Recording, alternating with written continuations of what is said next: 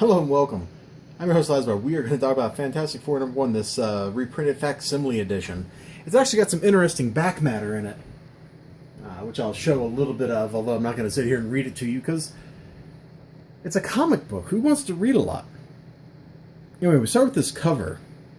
We got this misshapen critter, and you can see here, like the four different people. You got some guy that's kind of stretchy and getting out of ropes. You got somebody that's turned invisible. You got somebody that's on fire. You got somebody that's like made of rock. Or at least pumpkin. So we start off, and this is the best, like the absolutely craziest part of the book, the part I didn't remember. Because I've read this in digital form at some point. Yeah, it's crazy. So we get an introduction to all the characters in like the craziest possible way. So Mr. Fantastic shoots up the Fantastic Four flare. Sue Storm comes running, pushes through a crowd, freaks out a taxi driver. The Thing's trying to get some clothes. Then, he's just got to go. So, he goes through the door and leaves. Literally. Then the police chase him down. He busts out into the sewers and travels through the town that way. Johnny Storm's hanging out with his friend. They're looking at this hot rod. They're working on the car, having a great time. They're hip. And then Johnny flies off and melts the guy's car. I totally didn't remember any of this.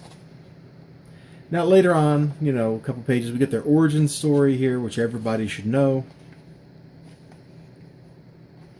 Then they have to go deal with the Mole Man and his monster. Oh, you know what? Hold on. This is a perfect example of Jack Kirby ugly art, and it somehow works. Look at this thing. This art right here is so dang ugly, and for whatever reason, it actually kind of works. Like, it ends up looking okay. I don't know what it is about the art. Maybe it's because there's so much crazy packed into every panel, or what. But even the kind of ugly Jack Kirby art still works out pretty well. That was one of those things. I heard the story of DC Comics and Marvel Comics back in the 60s told kind of like that. One of the editors of DC was like, how are they selling books? Their arts, how are they selling like all these ugly art, all these ugly books, and they're outselling us? It's because Jack Kirby, man. Look at this page, or this panel right here. In fact, just look at this sequence.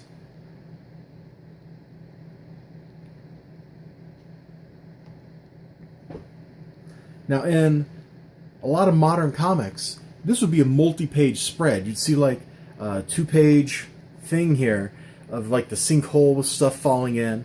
And we'd have like 9 panels of this crowd. They look the same, but different people are saying something in each one. Then this would be like a full page thing, or maybe like a half page up here, and then a half page of the monster rising. And then you get like the monster crushing a tank would be like a whole page, and there'd be like a little inset box that would be like the monster rising up over here. Like this is like 5 pages worth of modern comics crammed on a single crazy page. And some crazy comics. Look how much action is packed in this. Alright, you got the monster's hands coming up.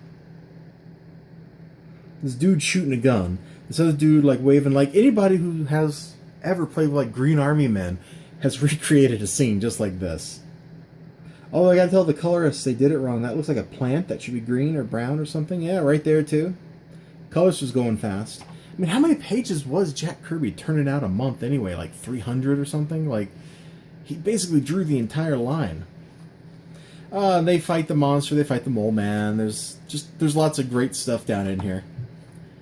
The ads are fantastic. After I saw the ads in wow, I just blanked. Guardians of the Galaxy, that reprint, that facsimile. I wanted to check out all the ads in this one. I wasn't disappointed. They're fun. They're absolutely fun. They got all those scam ads. Where's the...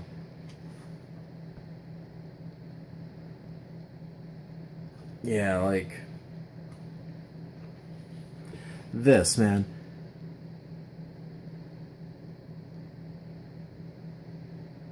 Like all this stuff, this is just all scams. But they're kind of fun to look at. I kind of feel bad for any kids that actually went for this stuff. But this is bonus material, a bunch of little essays, an introductory material that's mostly reprints. I think the only thing in here that's not a reprint is this stuff from Dan Slott, which I refuse to read because it's from Dan Slott. So that's kind of a wasted page. But there's lots of stuff here. There's absolutely lots of stuff. And it's all pretty darn good. So I was originally skeptical. $3.99. I didn't think it'd be worth it. I don't know if it actually was worth it, but it was really fun flipping through, holding this art in my hands, even if it's not the actual original stuff, even if it's on better paper than it was printed on originally. There was still something about holding it, that tactile sense that I rather enjoyed. Maybe check it out. Your store probably still has like 20 of these. I sure know my store does. I'll see you all next time. You have a great day. Bye-bye. It's like holding a piece of history.